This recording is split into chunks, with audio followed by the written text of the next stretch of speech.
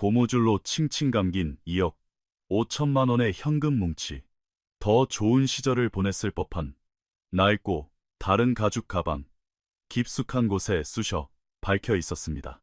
그리고 그 가방 옆에는 고개를 푹 숙인 채 양손을 덜덜 떨고 있는 28세의 여성이 서 있었죠. 그녀는 태어나서 단 한 번도 남의 물건에 손을 댄 적이 없는 사람이었습니다. 하지만 수천억 대자산가인 남편의 세상을 무너뜨린 것은 그 현금 뭉치가 아니었습니다.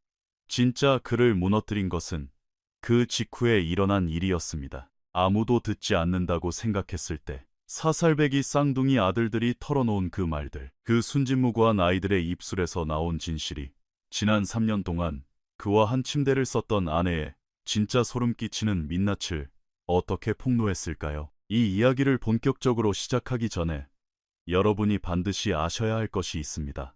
이 이야기는 돈에 관한 것도 절도에 관한 것도 아닙니다. 이 완벽해 보이는 집안에서 매일같이 도둑맞고 있었던 돈보다 훨씬 더 귀중한 어떤 것에 대한 이야기입니다. 아시겠어요? 이 이야기가 끝날 때쯤 여러분은 여러분의 삶에 있는 모든 사람들을 돌아보며 이렇게 자문하게 될 것입니다. 내가 지켜보지 않을 때 그 사람들의 진짜 모습을 나는 정말 알고 있는 걸까? 하지만 그 깊은 이야기로 빠져들기 전에 여러분이 제게 해주셨으면 하는 게 하나 있습니다. 어른들이 진실을 외면하려 할 때조차도 아이들은 항상 진실을 알고 있다고 믿으신다면 지금 당장 구독 버튼을 눌러주세요. 이 영상에 좋아요를 눌러주시면 이런 흥미로운 이야기를 더 원하신다는 뜻으로 알겠습니다. 그리고 아래에 댓글도 남겨주세요. 여러분의 삶에서 어른들은 눈치채지 못했지만 아이들은 꿰뚫어 보았던 사건이 있다면 들려주세요. 저는 모든 댓글을 다 읽습니다. 자, 이제 이야기 속으로 들어가 보겠습니다. 강도윤은 어깨에 노트북 가방을 맨 채 검은색 벤츠 S클래스에서 내렸습니다. 그의 얼굴에는 피로가 깊게 배어 있었죠. 싱가포르에서 보낸 3일, 그의 포트폴리오에 2천억 원을 더 얹어줄 거대한 계약을 성사시키기 위한 시간이었습니다. 3일 내내 이어진 회의실에서의 격전, 그리고 돌아서면 이름조차 잊어버릴 사람들과 나눈 수많은 악수와 가짜 미소들. 지금 도윤이 원하는 건 오직 3가지뿐이었습니다. 사랑하는 2 아들을 보는 것, 뜨거운 물로 샤워하는 것, 그리고 12시간 동안 죽은 듯이 자는 것.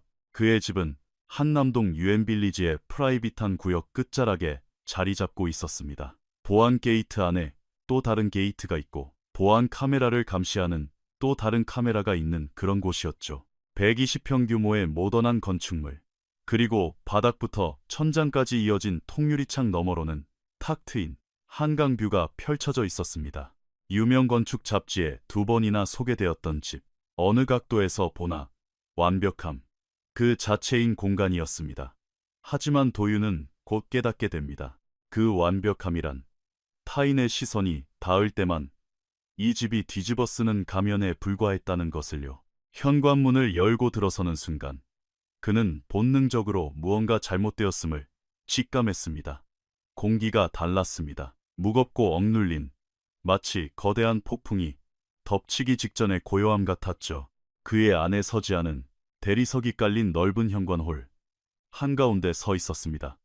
팔짱을 낀 채 턱을 빳빳하게 치켜들고 있었죠. 금발로 염색한 머리는 흠잡을 데 없이 타이트하게 묶여 있었고 메이크업은 언제나 그렇듯 완벽했습니다. 지아의 시선은 그녀의 왼쪽 어딘가에 고정되어 있었고 그 표정은 도윤이 즉각적으로 정의 내리기 어려운 것이었습니다. 하지만 나중에 아주 먼 훗날 도윤은 그 표정을 완벽하게 선명한 기억으로 떠올리게 됩니다. 그것은 승리감이었습니다. 입구 근처에는 보안 요원 2명이 서 있었습니다. 그리고 그들 사이에 고개를 푹 숙이고 구겨진 회색 유니폼을 입은 채 박소진이 서 있었죠. 박소진, 28세, 이 집에서 일한 지 5년 된 입주보모. 도윤의 쌍둥이 아들들이 태어난 그날부터 아이들을 키워온 여성이었습니다. 그리고 그녀의 다리에 매달려 절대 떨어지지 않으려 발버둥치는 건 이제 막 사살이 된 서준이와 지호였습니다. 아이들은 마치 세상이 무너지는 것처럼 오열하고 있었습니다. 서준이는 소진의 오른쪽 다리에 매달려 작은 두 팔로 그녀의 무릎을 꽉 끌어안고 있었습니다. 아이의 얼굴은 소진의 유니폼 자락에 파묻혀 있었고 그토록 작은 몸집에서 나온다고는 믿기 힘든 거친 흐느낌에 아이의 온몸이 요동쳤습니다. 그것은 어른이 그만하라고 해서 멈출 수 있는 종류의 울음이 아니었습니다. 영혼 깊은 곳에서 터져나오는 비통함이었죠. 하지만 지호는 달랐습니다. 지호는 소진과 조금 떨어져 서서 두 손으로 소진의 손을 꼭 쥔 채 4살짜리 아이의 것이라고는 믿기 힘든 표정으로 보안 요원들을 노려보고 있었습니다. 그것은 슬픔도 두려움도 아니었습니다. 오직 순수하고 집중적이며 불타오르는 분노였습니다. 이모 놔줘요. 지호가 외쳤습니다. 목소리는 작았지만 단호했습니다. 소진 이모는 잘못한 거 없어요. 당장 이모 놔주라고요. 보안 요원 중 한 명이 당황한 듯 몸을 뒤척였습니다. 그는 지아를 보았다가 도윤을 보았다가 하며 어쩔 줄 몰라 했습니다. 자신보다 10배는 나이 많은 사람의 권위를 가지고 명령하는 4살짜리 아이를 어떻게 대해야 할지 전혀 모르는 눈치였죠. 도윤은 메고 있던 노트북 가방을 바닥에 내려놓았습니다.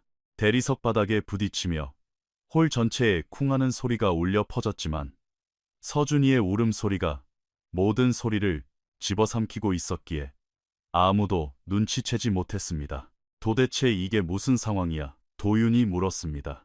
그의 목소리는 차분했습니다. 아직 그의 뇌가 눈앞에 펼쳐진 상황을 온전히 받아들이지 못했기 때문입니다. 지아, 이게 무슨 일이야? 지아는 팔짱을 풀고 계산된 걸음걸이로 그에게 다가왔습니다. 대리석 위를 걷는 그녀의 하이힐 소리는 마치 리허설을 마친 연극처럼 일정한 박자를 맞추고 있었죠. 내가 뭘 좀 찾았어. 도윤 씨, 당신도 꼭 봐야 할 것 같아서. 그녀는 다이닝 테이블 쪽을 가리켰습니다. 그곳에는 소진의 낡은 가죽 가방이 열려 있었습니다. 그리고 윤이 나는 원목 테이블 위에는 마치 법정의 증거물처럼 널브러진 돈뭉치들이 있었습니다. 고무줄로 묶인 지폐 다발들. 대부분의 사람들이 1년 내내 일해도 만져보기 힘든 거액이었습니다. 2억 5천만 원이야. 지아가 말했습니다.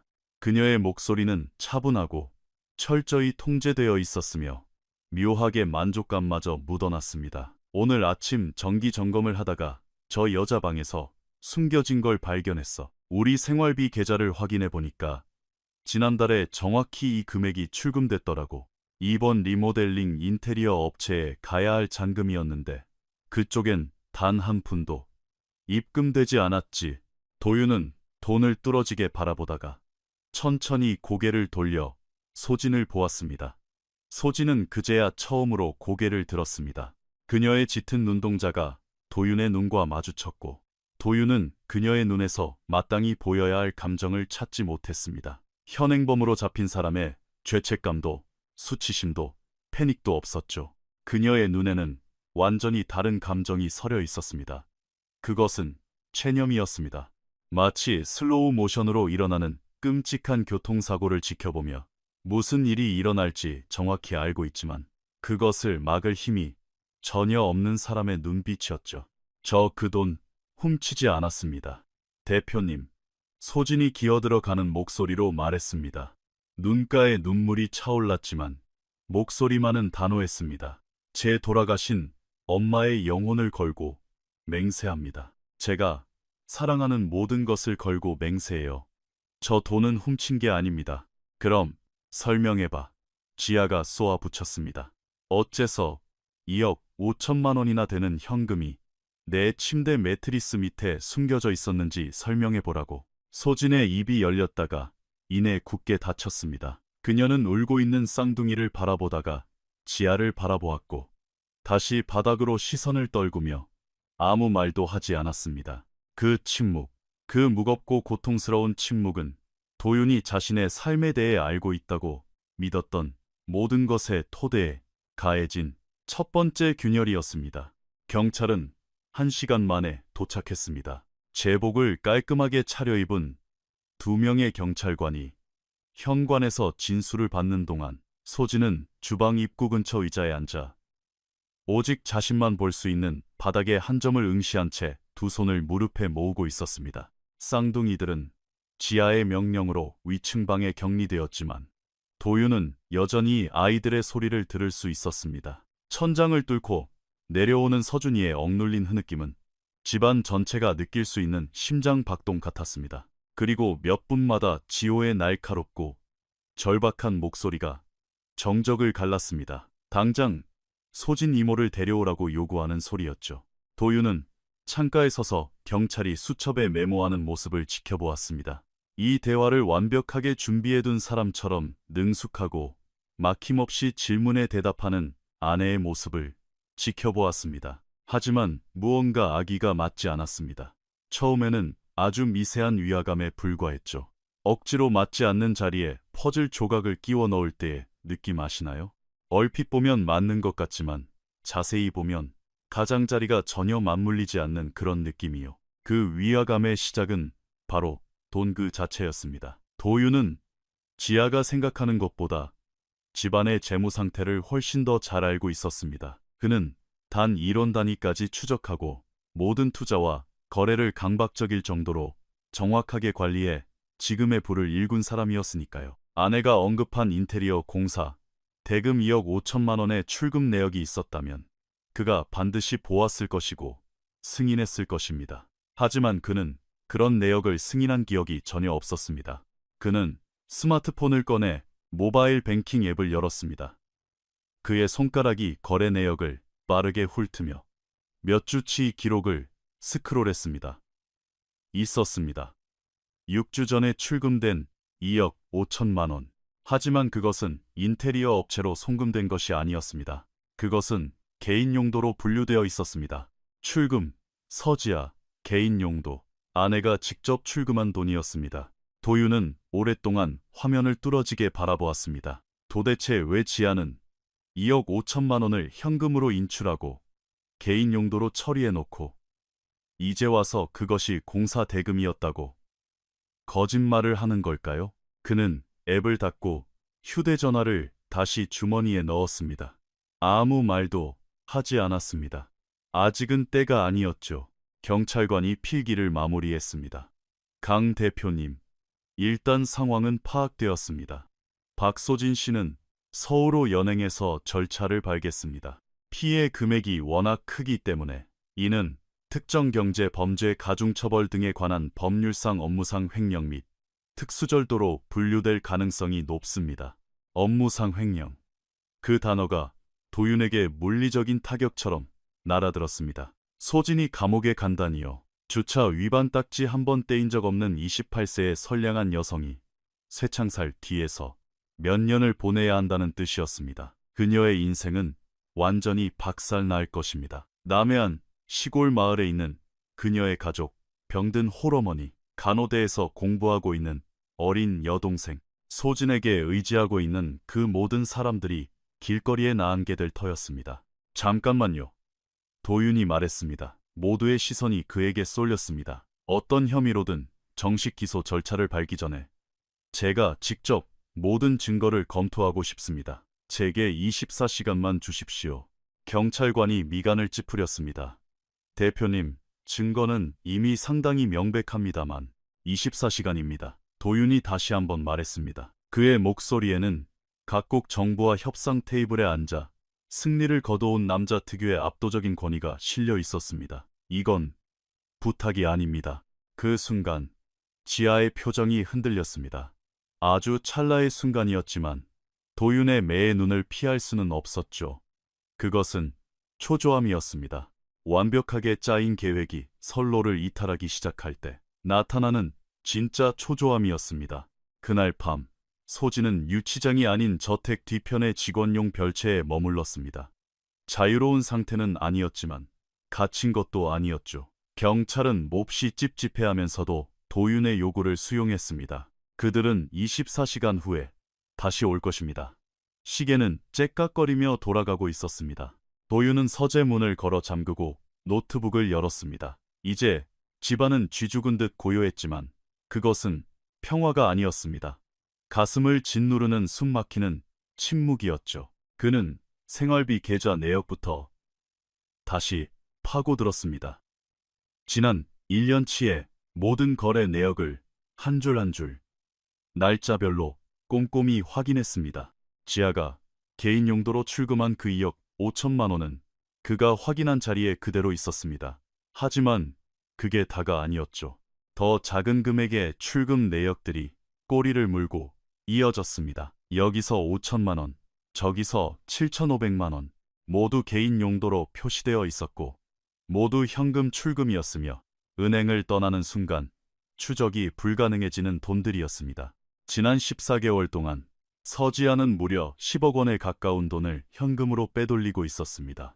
도윤은 아내를 믿었기에 단 한 번도 그 돈의 행방을 묻지 않았습니다. 그가 굳이 들여다볼 생각도 하지 않았던 개인 용도라는 카테고리 안으로 사라진 10억 원. 그 돈은 대체 어디로 간 걸까요? 도윤은 은행 앱을 끄고 집안의 보안 시스템 서버에 접속했습니다.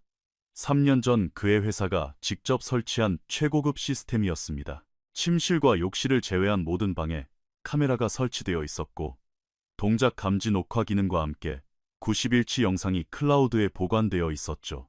그는 이른바 인테리어 대금을 지불하기로 했다던 그날의 영상부터 확인했습니다. 영상 속 소진은 평소와 다름없는 일상을 보내고 있었습니다. 아침 7시에 쌍둥이의 아침을 준비하고 9시에 주방을 청소하며 11시에 놀이방에서 서준이와 지호에게 동화책을 읽어주고 있었죠. 의심스러운 점이라곤 단 하나도 없었습니다.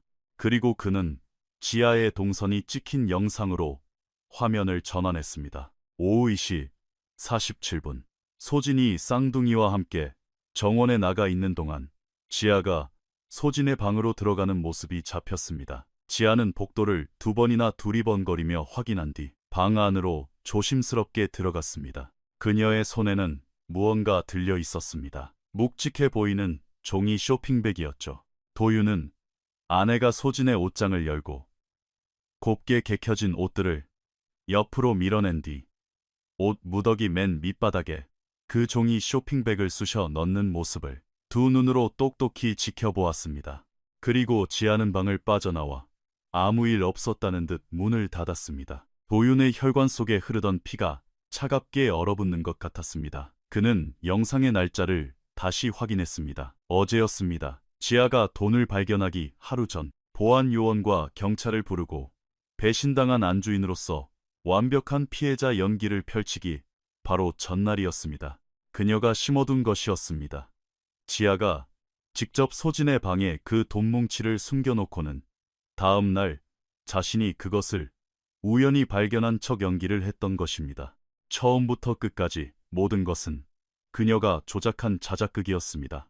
도대체 왜? 도윤은 의자의 등을 기대고 앉았습니다. 수만 가지 가능성이 그의 머릿속을 스쳐 지나갔습니다. 개인적인 원한일까? 아니면 소진이 알아서는 안 될 무언가를 알게 된 걸까? 이 집안에서 소진이 목격한 지아가 영원히 묻어버려야만 했던 어떤 끔찍한 비밀이 있는 것일까? 마치 그의 무언의 질문에 대답이라도 하듯 서재문에서 가벼운 노크 소리가 들렸습니다. 아빠, 지호의 목소리였습니다. 작지만 또렷했죠. 도윤은 문으로 다가가 잠금 장치를 풀고 문을 열었습니다. 복도에는 똑같은 디자인의 파자마를 입은 쌍둥이가 서 있었습니다. 서준이는 애착 코끼리 인형을 꽉 껴안고 있었고 지호는 방패라도 되는 것처럼 동생보다 반보쯤 앞에 서 있었습니다. 우리 잠이 안 와요. 지호가 말했습니다. 아빠한테 꼭 해야 할 말이 있어요. 도윤은 무릎을 굽혀 아이들의 눈높이에 맞췄습니다. 복도의 은은한 조명이 아이들의 작은 얼굴에 부드러운 그림자를 드리웠고 도윤은 아이들의 눈에 맺힌 깊은 지침을 볼 수 있었습니다. 하지만 그 속에는 다른 무언가도 있었습니다. 결연함. 이렇게 어린아이들의 눈에 존재해서는 안 될 슬프고도 단단한 결연함이었죠. 왜 그래, 아들들? 아빠한테 할 말이 뭔데? 쌍둥이는 서로 시선을 교환했습니다. 쌍둥이들만이 나눌 수 있는 무언의 대화였죠. 이내 서준이가 코끼리 인형의 얼굴을 파묻었고 지호가 한 걸음 앞으로 나섰습니다. 엄마가 소진 이모한테 나쁘게 해요. 지호가 말했습니다. 속삭임에 가까운 목소리였습니다. 엄마가 이모한테 맨날 나쁜 말해요. 엄마가 이모를 울게 만들어요. 도윤의 심장이 철렁 내려앉았습니다. 어떤 나쁜 말. 지호의 아래 십술이 파르르 떨렸지만 아이는 울지 않았습니다. 동생을 위해 억지로 눈물을 참는 것이었습니다. 도윤은 깨달았습니다. 이 4살짜리 아이는 쌍둥이 동생에게 강한 형이 필요했기에 억지로 강한 척을 하고 있었다는 것을요. 엄마가 이모한테 쓰레기라고 했어요. 더러운 년이라고 했어요. 그리고 이모는 우리 집 수준에 안 맞는 사람이라고 했어요. 지호는 잠시 말을 멈췄습니다. 양옆으로 늘어뜨린 아이의 작은 두 손이 꽉 쥐어져 주먹이 되어 있었습니다. 엄마가 이모한테 그랬어요. 만약 아빠한테 조금이라도 일러 바치면 이모 가족들 다 박살내서 평생 못 보게 만들어 버리겠다고요. 서준이가 코끼리 인형에서 얼굴을 들었습니다. 아이의 통통한 두 뺨은 이미 눈물 범벅이었습니다. 아빠가 출장 가면 엄마는 엄청 많이 소리 질러요. 아빠, 서준이가 속삭였습니다. 엄마는 이모한테도 소리 지르고 우리한테도 소리 질러요. 우리를 방에 가둬놓고 엄청 오랫동안 안 와요. 근데 소진 이모는 항상 와요. 이모가 방문 밖에 앉아서 문틈으로 우리한테 말 걸어줘요. 엄마가 문 열어줄 때까지 우리한테 계속 노래 불러줬어요. 도윤은 숨을 쉴 수가 없었습니다. 그의 서재벽, 그의 완벽한 집, 그가 치밀하게 쌓아 올린 완벽한 삶, 그 모든 것이 그의 주위에서 무너져 내리고 있었습니다. 그가 사업을 위해 떠났던 수많은 출장들, 아이들에게 뽀뽀하며 금방 돌아오겠다고 약속했던 그 모든 시간들, 호텔방에 홀로 누워 내 아이들은 안전하고 사랑받고 있을 거라 믿어 의심치 않았던 그 수많은 밤들, 아이들은 안전하지 않았습니다. 아이들은 생존하고 있었던 것입니다. 그리고 아내가 방금 전 감옥에 쳐넣으려 했던 여성, 소진은 아이들이 이 지옥 같은 집에서 살아남을 수 있었던 유일한 이유였습니다. 이런 일이 얼마나 오랫동안 있었던 거야? 도윤의 목소리가 쇳소리처럼 거칠게 갈라졌습니다. 지호가 어깨를 으쓱했습니다. 그 몸짓은 너무나도 덤덤해서 오히려 도윤의 가슴을 후벼 팠습니다. 항상요, 항상. 그 단어가 텅 빈 방 안의 비명소리처럼 도윤의 뇌리를 때렸습니다. 왜 아빠한테 진작 말 안 했어? 왜 이모도 나한테 말 안 한 거지? 이번에는 서준이가 대답했습니다. 목소리가 심하게 떨리고 있었습니다. 엄마가 그랬어요. 우리가 아빠한테 말하면 아빠가 소진 이모를 영원히 쫓아낼 거라고요. 아빠는 우리 말 안 믿고 엄마 말만 믿을 거라고 했어요. 우리는 그냥 꼬마니까 아무도 꼬마 말은 안 믿는다고요. 도윤은 두 아이를 품에 끌어당겨 안았습니다. 그의 인생에서 무언가를 이렇게 필사적으로 세게 끌어안은 적은 없었습니다. 새장 안에 갇힌 작은 새들처럼 빠르고 겁에 질려 팔딱거리는 아이들의 작은 심장 박동이 그의 가슴을 통해 고스란히 전해졌습니다. 아빠는 너희들 말 믿어. 그가 다짐하듯 말했습니다. 너희가 하는 모든 말을 다 믿어. 그리고 아빠가 약속할게. 소진 이모는 아무 데도 안 가. 아무도 이모를 여기서 쫓아낼 수 없어. 알겠지? 아이들이 그의 어깨에 얼굴을 묻은 채 고개를 끄덕이는 것이 느껴졌습니다. 하지만 도윤은 이제 또 다른 사실을 명확히 깨달았습니다. 이건 단순히 돈 문제가 아니었습니다. 이 모든 짓은 진실을 알고 있는 유일한 사람의 입을 영원히 막아버리기 위한 아내의 끔찍한 음모였습니다. 그날 밤, 도윤은 아이들을 직접 침대에 눕히고 재웠습니다. 아이들의 숨소리가 고르게 변하고 두 눈이 마침내 감길 때까지 곁에 앉아 있었죠. 서준이는 마치 방패처럼 코끼리 인형을 가슴에 꽉 안고 있었습니다. 지호의 작은 손은 침대 사이에 허공을 뻗어 동생의 베개 끝을 만지고 있었죠. 잠든 순간조차도 아이들은 서로를 보호하고 있었습니다. 도윤은 오랫동안 아이들의 자는 모습을 지켜보았습니다. 1분이 지날 때마다 그가 잃어버린 시간의 무게가 그의 가슴을 무겁게 짓눌렀습니다. 그는 거대한 제국을 건설했고 수천억 원의 돈을 벌어들였습니다. 그의 이름은 3개 대륙의 최고급 회의실에서 존경과 찬사의 대상이 되었습니다. 세상 사람들은 강도윤을 불굴의 의지와 천재적인 감각으로 밑바닥에서 정상에 오른 자수성가의 아이콘으로 보았죠. 하지만 자기 집 안에서 무슨 일이 벌어지고 있는지도 모르는 바보에게 그 모든 성공이 도대체 무슨 소용이란 말입니까?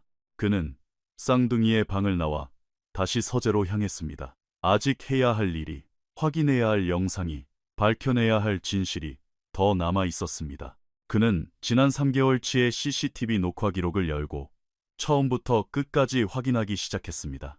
그리고 그가 목격한 장면들은 그를 구역질나게 만들었습니다. 주방에서 분노로 일그러진 얼굴을 한 지아가 소진을 향해 손가락질하며 퍼붓고 쌍둥이가 문가에 서서 공포에 질려 지켜보는 장면. 오디오는 선명하지 않았지만 도윤은 바디 랭귀지만으로도 충분히 상황을 읽어낼 수 있었습니다. 어떤 변명도 없이 고개를 푹 숙인 채 그 모든 독설을 묵묵히 견뎌내는 소진의 모습. 겁에 질려 눈을 동그랗게 뜨고 서로를 부둥켜 안고 있는 쌍둥이의 모습. 거실에서 저녁 식사 전에 쿠키를 집으려던 지호의 팔을 신경질적으로 낚아채는 지아의 모습. 그 소나기 힘은 아이를 다루는 것이라곤 믿기 힘들 만큼 폭력적이었습니다. 지호의 얼굴이 일그러졌지만 아이는 울지 않았습니다. 아이는 울면 안 된다는 것을 이미 학습한 상태였죠. 놀이방에 쌍둥이를 밀어넣고 문을 닫고 떠나는 지아의 모습. 타임스탬프는 그녀가 무려 2시간이 넘도록 돌아오지 않았음을 보여주었습니다. 14분 뒤 소진이 간식과 주스를 들고 나타나 아이들과 바닥에 주저앉아 놀아주는 장면이 이어졌습니다. 계속해서 똑같은 패턴이 반복되었습니다. 지아의 방치와 분노, 그리고 소진의 헌신과 인내. 지아의 잔인함은 교묘한 순간들에 숨겨져 있었고 소진의 사랑은 그녀가 하는 모든 행동에 눈에 띄게 배어 있었습니다. 그리고 마침내 도윤은 모든 판도를 뒤집을 결정적인 영상을 찾아냈습니다. 3주 전 늦은 밤이었습니다. 쌍둥이는 잠들어 있었고 소진은 주방에서 아이들의 다음날 소풍 도시락을 준비하고 있었죠. 지아가 주방으로 들어왔습니다. 그녀는 아일랜드 식탁 위에 두툼한 봉투를 올려놓더니 소진 쪽으로 밀었습니다. 도윤은 오디오를 명확히 들을 순 없었지만 소진이 격렬하게 고개를 젓는 것은 똑똑히 볼 수 있었습니다. 몇 번이고 소진은 그 봉투를 다시 지아 쪽으로 밀어냈습니다. 지아는 다시 봉투를 밀었죠. 이 실랑이는 거의 1분 가까이 지속되었습니다. 마침내 지아가 몸을 숙이더니 소진의 귓가에 대고 무언가를 속삭였습니다. 순간 소진의 얼굴이 하얗게 질렸습니다. 그녀의 두 손이 덜덜 떨리기 시작했고 길고 고통스러운 침묵 끝에 그녀는 떨리는 손으로 결국 그 돈 봉투를 집어들었습니다. 도윤은 이제 모든 것을 완벽하게 이해했습니다. 그것은 소진이 자발적으로 받은 뇌물이 아니었습니다. 그것은 그녀가 도저히 거부할 수 없는 협박이었습니다. 지아는 그녀에게 돈을 주었지만 그 돈에는 무거운 족쇄가 채워져 있었습니다. 그리고 그 족쇄만으로 소진의 입을 막기에 부족하다고 느꼈을 때 지아는 바로 그 돈을 이용해 소진을 철저하게 파멸시키려 했던 것입니다. 그날 밤 도윤은 한숨도 자지 못했습니다. 한강 위로 붉은 태양이 떠오르며 수면을 주황빛과 황금빛으로 물들일 무렵 그는 이미 모든 준비를 끝마친 상태였습니다. 지아의 현금 출금 내역이 담긴 은행 기록, 소진의 방에 돈을 숨기는 지아의 모습이 찍힌 CCTV 영상, 그녀가 소진과 쌍둥이들을 어떻게 학대했는지 보여주는 녹화본, 그리고 한밤중에 소진을 협박하며 돈 봉투를 쥐어주는 영상까지. 이제 모든 퍼즐 조각이 제자리를 찾았고 모든 질문에 대한 답이 내려졌습니다. 지아는 그저 나쁜 계모가 아니었습니다. 단순히 차갑고 거리감이 있거나 예민한 사람인 것도 아니었습니다. 그녀는 그보다 훨씬 더 계산적이고 악독한 괴물이었습니다. 그녀는 소진과 쌍둥이들, 그리고 이 집 전체를 통제하기 위한 치밀한 캠페인을 벌여왔던 것입니다. 도윤이 세상이 잘 돌아가고 있다고 믿으며 전 세계를 누비는 동안 말이죠. 그리고 소진이라는 존재가 자신에게 너무 위험해졌을 때, 진실이 폭로될 가능성이 턱 밑까지 다가왔을 때 지아는 그녀를 영구적으로 제거하기 위해 움직였습니다. 폭력이 아니라 그보다 훨씬 더 잔인하고 교묘한 방법. 바로 사법 시스템을 이용해 그녀를 매장하려 했던 것입니다. 도윤은 휴대전화를 들어 두 통의 전화를 걸었습니다. 첫 번째 전화는 국내 최고의 형사 전문 변호사인 최현우에게 걸었습니다. 그는 단 3분 만에 상황을 설명했고 모아둔 모든 증거 자료를 최 변호사의 보안 서버로 전송했습니다. 최 변호사는 단 한 번의 끊임없이 묵묵히 들었습니다. 그리고 마지막에 단 한마디를 남겼습니다. 정오가 되기 전에 무고, 혐의 입증과 고소 취하 절차를 끝내놓겠습니다. 대표님께서 직접 진술서를 작성해 주셔야 합니다. 이건 단순히 입주보모의 누명을 벗기는 수준이 아닙니다. 완벽한 범죄 행위에 대한 명백한 증거입니다. 두 번째 전화는 첫 번째보다 조금 더 무거웠습니다. 도윤은 자신의 이혼 전문 변호사에게 전화를 걸었습니다. 지금 당장 이혼 절차를 시작하십시오. 내 아이들에 대한 단독 친권과 양육권을 전적으로 원합니다. 조용하고 빠르고 완벽하게 끝내주십시오. 변호사가 몇 가지 질문을 했고 도윤은 단호하게 대답했습니다. 오전 8시. 거대한 법적 심판의 톱니바퀴가 돌아가기 시작했습니다. 오전 9시. 도윤은 소진이 밤을 보낸 별채로 걸어갔습니다. 소진은 작은 침대에 걸터 앉아 있었습니다. 여전히 구겨진 회색 유니폼 차림이었고 그녀의 낡은 가방은 짐이 다 쌓인 채 문가에 세워져 있었죠. 그녀는 짐을 풀지 않았습니다. 그녀는 당장이라도 떠날 준비가 되어 있었습니다. 지아가 자신에게 어떤 끔찍한 운명을 씌우든 그것을 체념하고 받아들일 준비가 되어 있었죠. 소진 씨. 소진이 고개를 들었습니다. 밤새 울어누는 퉁퉁 부어 있었지만 그녀의 얼굴에서 한 가닥 희망조차 찾아볼 수 없었습니다. 그녀는 살아오는 동안 자신 같은 사람에게 희망이란 사치일 뿐이라는 것을 뼈저리게 학습해온 사람이었으니까요. 내가 다 봤습니다. 도윤이 말했습니다. 카메라 영상들 전부 다요. 아내가 무슨 짓을 했는지 그리고 그동안 무슨 짓을 벌여왔는지 전부 다 알고 있습니다. 소진의 단단했던 껍질에 금이 갔습니다. 아주 조금. 도윤이 그녀의 깊은 절망과 피로를 엿볼 수 있을 만큼만 미리 말씀드리지 못해서 정말 죄송합니다. 소진이 쉰 목소리로 속삭였습니다. 사모님이 저를 당장 쫓아내겠다고 하셨어요. 제 가족들을 평생 다시는 못 보게 만들어버리겠다고 하셨습니다. 재벌가 사모님과 일개식모가 싸우는데 대체 누가 제 말을 믿어주겠냐고 하셨어요. 도윤은 방을 가로질러가 소진의 맞은편에 앉았습니다. 그 여자가 틀렸습니다. 나는 소진 씨를 믿습니다. 그리고 당신은 아무데도 안 갑니다. 경찰서 유치장에도 안 가고 감옥에도 안 가고 고향 마을로 쫓겨나지도 않을 겁니다. 당신은 여기 남아서 당신을 가장 필요로 하는 우리 아이들 곁에 있을 겁니다.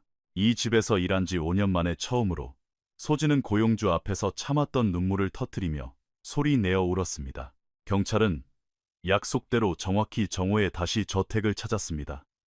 하지만 이번에 그들이 찾아온 대상은 소진이 아니었습니다. 최현우 변호사는 1시간 전에 소속 변호사 2명과 함께 두꺼운 서류 가방을 들고 도착해 있었죠. 그는 경찰에게 이미 수백 번은 해본 사람처럼 차분하고 날카롭게 모든 증거를 브리핑했습니다. 방 안의 CCTV 녹화본, 은행 거래 내역, 아동학대와 방치의 패턴, 그리고 고의로 조작된 증거물까지.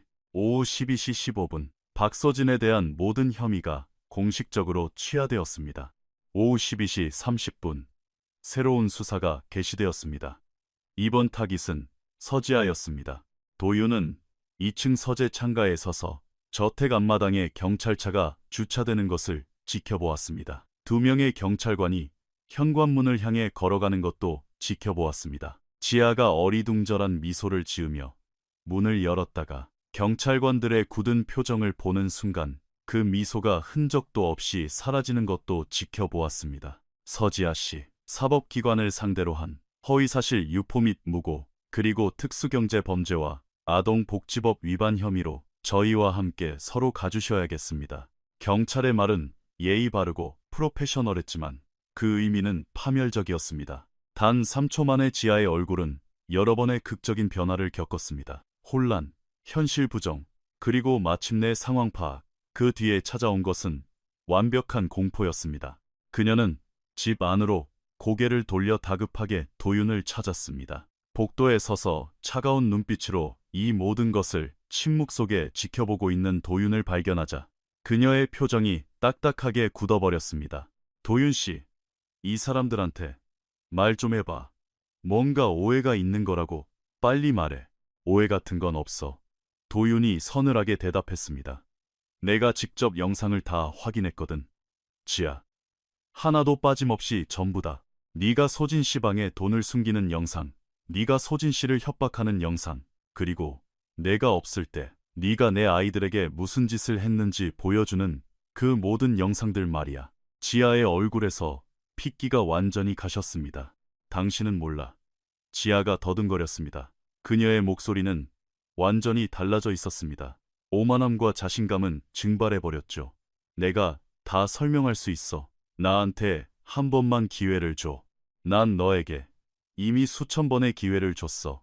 도윤이 그녀의 말을 차갑게 잘랐습니다. 내가 출장을 떠날 때마다, 내가 내 아이들을 너에게 맡길 때마다 내가 이 가족을 지켜주고 있을 거라 믿으며 잠들었던 그 수많은 밤들, 그게 다 너에게 준 기회였어. 하지만 넌 그 모든 기회를 내가 가장 사랑하는 사람들을 짓밟고 상처 입히는 데 써버렸지. 경찰관들이 지아에게 다가갔습니다. 서지아 씨, 동행해 주십시오. 지아는 마지막으로 도윤을 쳐다보았습니다. 그녀의 눈은 무언가를 필사적으로 찾고 있었습니다. 동정심이든 나약함이든 혹은 한때 그들 사이에 존재했을지도 모를 일말의 애정이든. 하지만 그녀는 도윤의 눈에서 그 어떤 것도 찾아낼 수 없었습니다. 경찰들이 그녀를 순찰차로 끌고 갔습니다. 그녀는 세상이 산산조각 나는 와중에도 알량한 자존심을 지키려 했으며 고개를 빳빳이 들고 걸어갔습니다.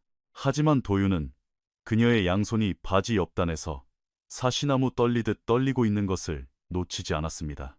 2층 창문 너머로 두 개의 작은 얼굴이 아래에서 벌어지는 광경을 지켜보고 있었습니다. 서준이와 지호는 나란히 서서 유리창에 작은 두 손을 댄 채 내려다보고 있었습니다. 아이들은 울지도 않았고 손을 흔들지도 않았습니다. 그저 자신들의 삶을 그토록 지옥으로 만들었던 여자가 경찰차 뒷좌석으로 끌려 들어가는 것을 가만히 응시할 뿐이었습니다. 그리고 그 어린 마음속 어딘가에서 그들을 짓누르던 거대한 무게가 서서히 흩어지기 시작했습니다. 이혼 절차는 4개월 만에 마무리되었습니다. 도윤의 인생에서 가장 긴 법정 싸움은 아니었지만 단연코 가장 사적이고 더러운 싸움이었습니다. 지아의 변호사들은 온갖 수를 다 썼습니다. 동정심에 호소하고 단순한 오해라 주장하며 심지어 CCTV 영상이 조작되었다는 억지까지 부렸죠. 하지만 그 어떤 것도 통하지 않았습니다. 증거는 압도적이었고 학대의 패턴은 변명의 여지가 없었습니다. 가정법원 판사가 지아가 소진과 아이들을 대하는 영상을 확인했을 때 판사의 얼굴은 걷잡을 수 없이 어두워졌습니다. 도윤에게 단독 친권과 양육권이 주어지는 데는 일말의 주저함도 없었습니다. 지아에게는 감독관이 동석하는 조건부 면접 교섭권이 주어졌지만 그녀는 단 한 번도 그 권리를 행사하지 않았습니다. 어쩌면 자존심 때문이었을지도 모르고 수치심 때문이었을지도 모릅니다. 아니면 이 집에서 유일하게 자신을 사랑해줄 수 있었던 사람들이 정작 자신의 진짜 괴물 같은 모습을 보지 못했고 진짜 모습을 본 사람들은 이제 자신과 일말의 엮임조차 원하지 않는다는 비참한 현실을 깨달았기 때문일지도 모르죠. 무고 및 아동복지법 위반 혐의에 대해서는 감옥행 대신 집행유예가 선고되었습니다. 도윤은 원한다면 더 무거운 형량을 밀어붙일 수도 있었습니다. 최연우 변호사 역시 실형을 살게 할 충분한 근거가 있다고 조언했죠. 하지만 도윤은 지아가 감옥에서 고통받기를 원하지 않았습니다. 그는 그저 그녀가 자신의 인생에서 영원히 사라지기를 바랐습니다. 그 둘은 엄연히 다른 문제니까요. 이혼 판결이 확정되던 날 도윤은 지난 몇 년을 통틀어 처음으로 일찍 퇴근해 집에 도착했습니다. 회사에 해결해야 할 위기나 터진 문제가 있어서가 아니었습니다. 그저 집으로 돌아오고 싶었기 때문이었습니다. 그는 정원 스프링클러 사이를 뛰어다니며 소진과 물장난을 치는 쌍둥이를 발견했습니다. 세 사람은 법정 싸움이나 배신, 상처 따위는 전혀 모르는 사람들처럼 세상을 다 가진 듯한 환한 웃음을 터뜨리고 있었죠. 서준이가 먼저 도윤을 발견했습니다. 아빠, 아이는 머리에서 물 뚝뚝 떨어지는 채로 잔디밭을 가로질러 뛰어왔고 이제 자신의 아빠가 언제든 자신을 꽉 안아줄 거라는 걸 온몸으로 배운 4살짜리 아이의 힘찬 속도로 도윤의 다리에 와락 안겼습니다. 지호도 곧바로 뒤따라왔습니다. 동생보다는 조금 덜 수다스러웠지만 행복한 표정은 감출 수 없었죠. 지호는 도윤의 허리를 끌어안고 꽉 잡았습니다. 아빠 오늘 일찍 왔네요. 지호가 너무 많은 것을 꿰뚫어보던 그 진지한 눈으로 도윤을 올려다보며 말했습니다. 이제 훨씬 더 자주 일찍 올 거야. 도윤이 대답했습니다. 아빠가 약속할게. 소진은 스프링클러 근처에 서서 부드러운 미소를 지으며 이 감동적인 재회를 지켜보고 있었습니다. 그 사건이 있은 지 몇 달 동안 그녀는 많이 변했습니다. 외모가 변한 것은 아니었습니다. 여전히 선한 인상에 다정한 손길을 가진 젊은 여성이었죠. 하지만 그녀에게서 무언가 한결 가벼워지고 자유로워진 분위기가 뿜어져 나왔습니다. 그녀의 두 눈에서 마침내 두려움의 그늘이 완전히 거친 것입니다. 그날 밤 쌍둥이가 잠든 후 도윤은 소진에게 잠시 시간을 내달라고 부탁했습니다. 꼭 해야 할 말이 있어서요. 도윤이 운을 뗐습니다. 몇 달 전에 진작 했어야 할 말입니다. 소진은 조용히 기다렸습니다. 내가 다른 곳을 보고 있을 때 내 아이들을 구해주고 지켜준 건 소진 씨였습니다. 내가 그 빌어먹을 중요하지도 않은 사업체들을 키우느라 바빠서 가족을 방치했을 때 당신은 여기 있었죠. 당신이 아이들을 보호했어요. 진짜 엄마라는 여자가 아이들을 거들떠보지도 않을 때 당신이 내 아이들을 사랑으로 품어줬습니다. 그 은혜는 제가 평생을 갚아도 다 갚지 못할 겁니다. 소진의 눈시울이 붉어졌습니다. 서준이랑 지호는 너무 착하고 예쁜 아이들이에요. 그녀가 담담하게 말했습니다. 아이들이 워낙 사랑스러워서 사랑하기 쉬웠을 뿐입니다. 하지만 도윤은 고개를 저었습니다. 그렇게 말하지 마세요. 당신이 한 그 위대한 일을 깎아내리지 마세요. 당신은 이제 우리 가족입니다. 소진 씨, 직원이 아니라 가족입니다. 2년의 세월이 흘렀습니다. 그 2년은 성사된 계약의 수나 서명된 서류의 두께로 측정되지 않았습니다. 그보다 훨씬 작고 더 조용하며 진정으로 가치 있는 것들로 채워졌죠. 서준이가 소진을 찾으며 울다 지쳐 잠드는 대신 도윤의 품에 안겨 처음으로 편안하게 잠들었던 날, 지호가 너무 웃다가 코로 주스가 뿜어져 나와 다같이 배꼽을 잡고 굴렀던 날, 도윤이 노트북을 챙기지 않고 떠난 첫 가족여행, 쌍둥이 모두가 내 인생 최고의 날이라며 찐웃음을 지었던 첫 번째 생일 파티.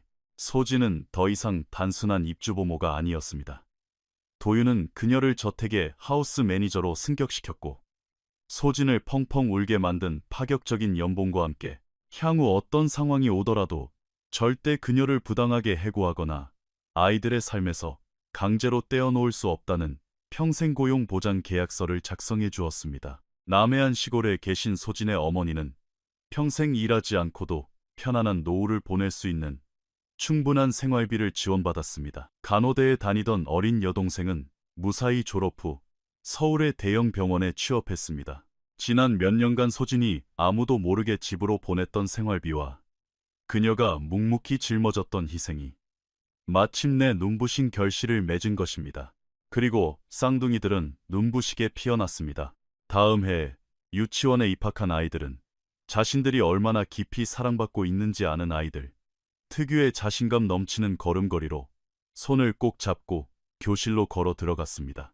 서준이는 공룡에 푹 빠져 쥐라기 시대의 모든 공룡 이름을 줄줄 외웠습니다. 지호는 그림 그리는 재능을 발견했고 방 벽면을 가족들의 다채로운 초상화로 가득 채웠습니다. 그 초상화에는 항상 도윤과 쌍둥이, 자신들, 그리고 소진 이모가 빠짐없이 그려져 있었죠. 쌍둥이의 6살 생일날, 도윤은 뒷마당에서 성대한 파티를 열었습니다. 형형색색의 풍선과 리본이 날리고 베레모를 쓴 공룡 모양의 케이크가 테이블 정중앙을 장식했습니다.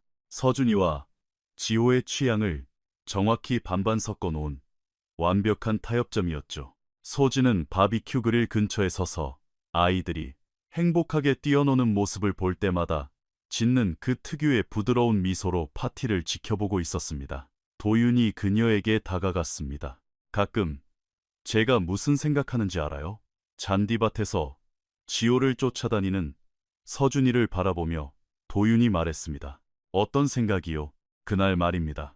내가 출장에서 돌아와서 현금 뭉치와 보안 요원들, 그리고 이미 게임이 끝났다는 듯 승리자의 얼굴로 서 있던 지아를 봤던 그날이요. 만약 내가 경찰에게 그 24시간을 달라고 하지 않았다면 어땠을까? 만약 그냥 그 사람들이 당신을 수갑 채워 데려가게 내버려 뒀다면 어땠을까? 가끔 그런 아찔한 생각을 합니다. 그의 목소리가 잦아들었습니다. 소진은 천천히 고개를 끄덕였습니다. 하지만 그렇게 하지 않으셨잖아요. 대표님은 질문을 던지셨고 진실을 찾으려 하셨죠. 대부분의 사람들은 그렇게 하지 않아요. 대표님, 사람들은 그저 자기가 믿기 편한 것만 믿으려고 하니까요. 도윤이라고요. 그가 다정하게 정정했습니다. 도대체 몇 번을 말해야 편하게 부를 겁니까? 이제 도윤이라고 부르라니까요. 소진이 활짝 웃었습니다. 네, 도윤 씨.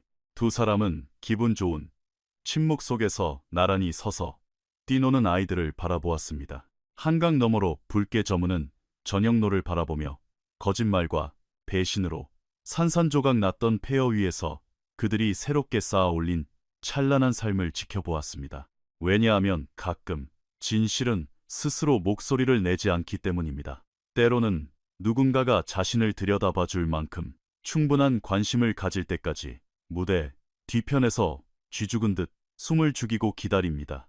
그리고 마침내 누군가가 진실을 똑바로 쳐다보기 시작할 때, 누군가가 편견 대신 진실을, 의심 대신 사랑을, 두려움 대신 믿음을 선택할 때 세상의 모든 것이 바뀝니다. 이 이야기가 여러분의 마음을 울렸다면 지금 바로 좋아요 버튼을 눌러주세요. 다음에도 이어질 흥미진진한 이야기를 놓치지 않으시려면 채널을 구독해 주시길 바랍니다. 그리고 댓글로 여러분의 생각을 들려주세요. 이 이야기의 진정한 영웅은 과연 누구일까요? 마침내 눈을 뜨고 진실을 마주한 남편 도윤일까요?